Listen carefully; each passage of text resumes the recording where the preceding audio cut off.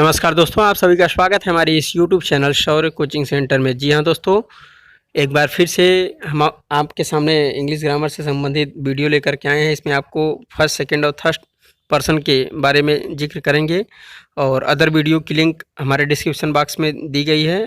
और हमसे जुड़ी अदर वीडियो की लिंक्स आप वीडियो देखना चाहते हैं तो उसकी लिंक्स डिस्क्रिप्शन में है। तो चलिए हम आपको लेकर चल रहे हैं अपने टॉपिक की तरफ। Use of he, she, it and they. Simple pronouns first person, second person and third person. जी हाँ दोस्तों, इस वीडियो में हम फर्स्ट, सेकंड और थर्ड पर्सन की बात करेंगे कि फर्स्ट पर्सन में कौन कौन से प्रोनाउन, सेकंड में कौन कौन से और थर्ड में कौन कौन से प्रोनाउन आते हैं और कैसे हम उनका यूज करते हैं। जी हाँ दोस्तों, अंग्रेजी भाषा सीखने के लिए सर्वनाम बहुत ही ज़रूरी है, क्योंकि आपको पता चल जाएगा कि ये भाषा को सुंदर और मज़ेदार बनाती है। कर्ता के स्थान पर प्रयुक्त होने वाला शब्द ही क्या है? सर्वनाम कहलाता है। तो जो शब्द हम संज्ञा के स्थान पे प्रयुक्त करते हैं उसे हम सर्वनाम कहते हैं। तो हम इस वीडियो में देखेंगे कि फर्स्ट पर्सन, सेकंड पर्सन और थर्ड पर्सन में कौन कौन से प्रोनाउन आते हैं, उनका हम प्रयोग कैसे करते हैं। Pronouns are very essential for learning English language. You will realize that they make the language beautiful and fun. Pronouns are word that we use in place of noun. तो इस इंग्लिश वर्ड से आप घबराइए नहीं, जो हमने अभी हिंदी में इसके पहले बताया उसी का ये इंग्लिश लिखा हुआ है।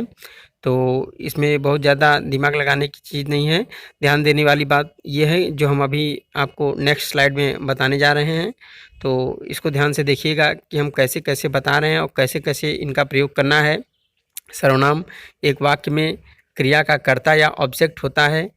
सर्वनाम के सब्जेक्ट के प्रकार कौन कौन से हैं? I, we, he, she, they, you and it.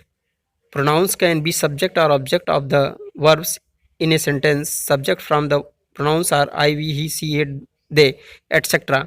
तो हम इसका प्रयोग कैसे करेंगे, कौन कौन से पर्सन हैं उसको हम बता देते हैं अलग अलग करके। जैसे ही है हमारा, ही मतलब होता है वह, लड़का के लिए, ये पुल्लिंग के लिए हम प्रयोग करते हैं।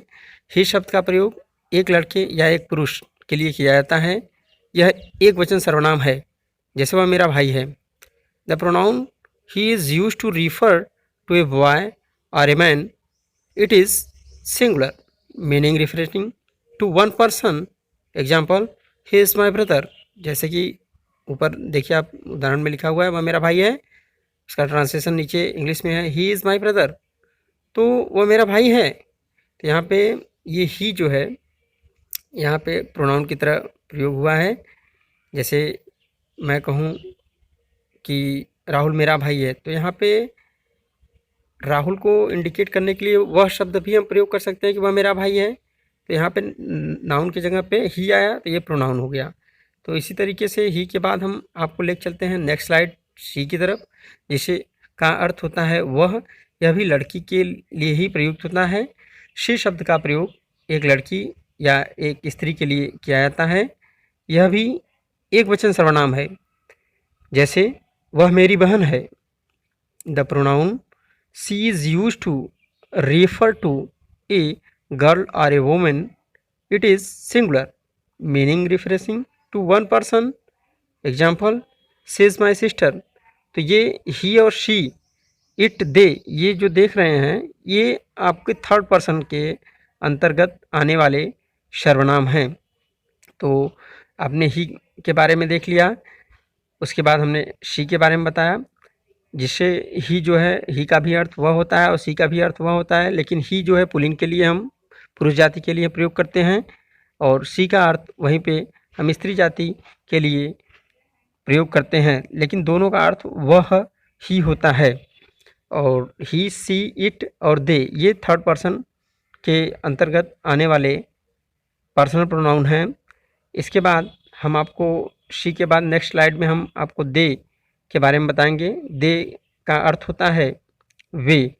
तो देख लीजिए, दो से अधिक व्यक्ति, जानवर या निर्जीव वस्तु को संबोधित करने के लिए दे का प्रयोग किया जाता है।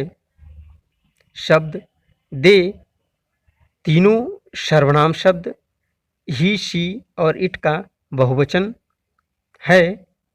ये ही शी इट का क्या होता है? बहुवचन होता है। दे जिसे हम वे कहते हैं, जैसे वे खेलेंगे और जीतेंगे। तो यहाँ पे देखिए वे का मतलब पूरे समूह से, कई लोगों से बात समझ में आ रही है ना, कि वे खेलेंगे और जीतेंगे। तो एक व्यक्ति तो नहीं समझ में आ रहा है कि वे से मतलब एक व्यक्ति से। अगर एक व्यक्ति की बात होती तो यहाँ पे ही सी का हम प्रयोग करते, या निर्जीव वस्तु रहती तो इट का प्रयोग करते। लेकिन यहाँ पे प्लूरल, थर्ड पर्सन के प्लूरल की बात हो रही है, तो इसलिए हमने यहाँ पे दे का प्रयोग किया है। दे जिसका अर्थ होता है वे, ये ही सी इट का बहुवचन फॉर्म होता है और ये थर्ड पर्सन के ही अंतर्गत आता है, पर्सनल प्रोनाउन के। इसके बाद हम आपको लेके चल रहे हैं बताने नेक्स्ट, जिसे हम बोलते हैं सेकेंड पर्सन। सेकेंड पर्सन में हम यू का यूज़ करते हैं। We use you to refer to the listener और reader. It is both the subject and object form. You can refer to one person or more than one person. It is usually clear from the contact whenever you is singular or plural. यहाँ पे आप देख रहे हैं कि second person you की बात हो रही है, जिसका अर्थ होता है तुम। तो तुम को बोल रहा है कि हम सब्जेक्ट की तरह और ऑब्जेक्ट की तरह दोनों तरह हम यूज कर सकते हैं। और यह एक पर्सन यानी one person or more than one person, एक वचन या एक वचन से अधिक बहुवचन दोनों की तरह प्रयुक्त होने वाला शब्द है। यह पर्सनल प्रोनाउन के सेकेंड पर्सन के अंतर्गत आता है, यू जिसे हम बोलते हैं तुम। इसके बाद हम आपको लेके चल रहे हैं वी, आई और वी, ये जो है फर्स्ट पर्सन के अंतर्गत आने वाले वर्ड्स हैं। तो हम पहले वी के बारे में देख लेते हैं। वी में अपने के लिए हम अस का प्रयोग करते हैं और अवर भी प्रयोग होता है इसमें। तो we use we and us to refer to different group of people but always including the speaker. अब हम देखिए आपको बताएंगे कि वी का प्रयोग हम कैसे करते हैं। We and us can refer to the speaker plus listener or the speaker to other people but not the listener or people in general including the speaker। तो इसमें आपको समझ में आ गया होगा कि वी का हम प्रयोग कैसे करते हैं। अगर आपको नहीं समझ में आया तो एक बार फिर से समझ लीजिए कि वी का प्रयोग हम फर्स्ट पर्सन की तरफ प्रयोग करते हैं, वी और अस दोनों का। यहाँ पे स्पीकर के रूप में, लिसनर के रूप में या स्पीकर और अदर पीपल के रूप में हम वी का प्रयोग करते हैं। तो इस तरीके से हम अब चलते हैं आपको लेकर के वी के बाद आई के बारे में हम बताएंगे। आई और मी दोनों का प्रयोग हम कैसे करते हैं। ये वी और अस और आई और मी ये दोनों भी फर्स्ट पर्सन के अंतर्गत आने वाले वर्ड्स थे। तो देख लीजिए, we use I and me to refer to the speaker और writer. I is the subject from and me is the object from. I cannot come on Friday. I am working. I am writing to apply for the position of। तो यहाँ पे I जो है subject के रूप में प्रयोग किया जाता है और मी जो है हमारा ऑब्जेक्ट के रूप में प्रयोग किया जाने वाला है। तो इस तरीके से एग्जाम्पल में आपको अगर समझ में आ गया होगा ठीक, नहीं तो हम नेक्स्ट एग्जाम्पल लेकर के आपको समझाने की कोशिश करेंगे। Helen asked me to get some milk. तो यहाँ पे इट्स मी यानी ये हेलेन किससे बोल रहा है? मुझसे बोल रहा है। तो मी क्या है? ऑब्जेक्टिव फॉर्म के रूप में प्रयोग हुआ है। Can you open the door? तो कैन यू यहाँ पे क्या है? सब्जेक्ट की तरफ प्रयोग हो रहा है। I have not got my की, तो यहाँ पे आई सब्जेक्ट है, माई जो है ऑब्जेक्टिव फॉर्म में प्रयोग हो रहा है।